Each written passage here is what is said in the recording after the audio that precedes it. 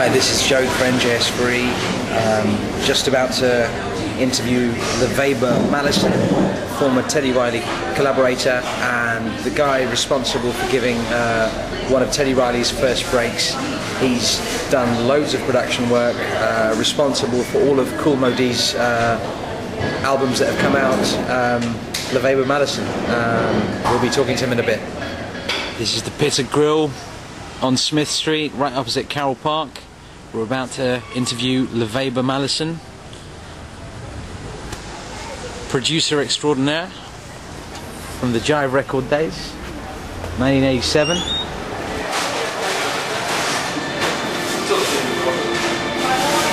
Hey Lavaba. Hey, how you doing? What's going on, man? Same different day. Just working as usual. So, what do you think about your legacy that you've left? It's interesting. It just seems like a lifetime ago. What's the best work you've ever done? The thing you're most proud of? Probably twofold. One would be Knowledge is King album. I think that was the best album that we did, producing and managing only. Then managing Teddy for a bit. New Jack Swing production was always good. Yeah. And the Urban Teen Music Awards. What was that? Urban Teen Music Awards. I did the first hip hop awards in New York at the Apollo Theater. Okay. Did 88, 89. So, if you could name one track that Lavaba's done that you think, that's the jam. Probably the best track that I've ever done. You never heard. Which one? It's a record on Steve Harrington's album that never came out because Great Grandma was a slave. Was that around 87? 89. 89. Yeah, doing the album, he found God, and then RCA didn't put the record out. You'll have to let NJS4E listen to that at some point, if it's that good. No, it's a really great album. Okay. Some of his best work. So what are you up to these days? These days I'm doing, well, I'm partners in a company called Backbone Films. We just finished the Al Pacino film called Salinate, which is a takeoff of Oscar Wilde's Salinate, which we're in posting that. And we're also in the middle of doing martial arts with Tony Sheena, who's my partner, and he started the film. He was in Wake of Death with Van Damme. And on the other side of it, I do financing, investment banking, bring two worlds together for the purpose. So Lavaba's still getting paid? Have to. I have a daughter that doesn't stop eating. Fair enough. And I have expensive taste myself. So what about with the music? What are your plans? Anything with music? Well, music, what I have, one I'm going to do the Urban Teen Music Awards this year will be the 20th anniversary. 2008 will be the 20th. We've got to put that together. We're producing a little talk show with Moe Dee. It's a political hip-hop based show. And we're working on a new album with him. We did an album on IC last year. The label really didn't understand the marketing, so now I've put things in place that I'll finance the whole deal myself and really bring about this market.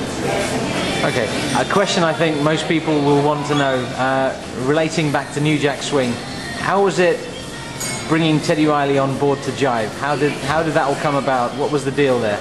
Okay, Teddy and I used to be a part of, well, Teddy and I were kids growing up. Teddy, myself, Dougie Fresh, we all grew up in the same neighborhood. We used to hang out and play together. And we did music on the side. I was a part of the Get Fresh crew. I couldn't think of a mind whether I wanted to rap or sing, because I didn't do either one of them well.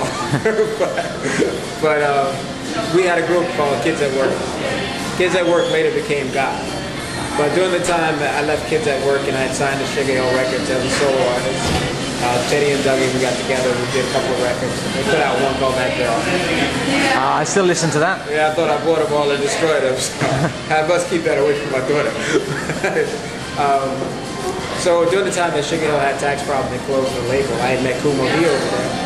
And, you know, I thought he was pretty talented. My biggest problem was the music that they were doing. When Teddy and myself used to do production, what we used to do is we listen to the radio and recreate the music on the radio. If it didn't sound like it did on the radio, we would do it over. Drum Machine had something on it, you know, called swing, which is basically quantized the beat after your program. We used to call it cheap because it just made the groove flow a lot better. So we did that. Moe was signed. When they closed up, nobody had an outlet, so I decided to take Moe and make a record, which was first records that we did together was Go See the Doctor and do you know what time it is? And then, of course, took it to every label, and every label passed on it.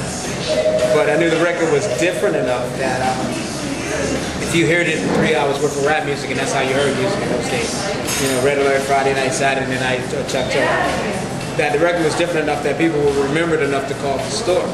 But now we had another problem, was how to get the pressing paid for. So what I ended up doing was shipping COD from the pressing plant to the one-stop. One-stop is the store where you buy a record. So the one-stops would cover my bill at the pressing plant.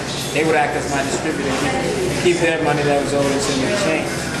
Teddy and I always worked together, so we were a group. So at the time, it's like I was seriously looking at myself as a talent. It's like, singing isn't my talent, I'm better with business and writing. So I fired myself. Jive at the time, Barry Weiss gave us a call. He heard the record over the weekend and offered us a situation. So I became manager pretty much of everybody in the situation. So were you guys based out in London for a while?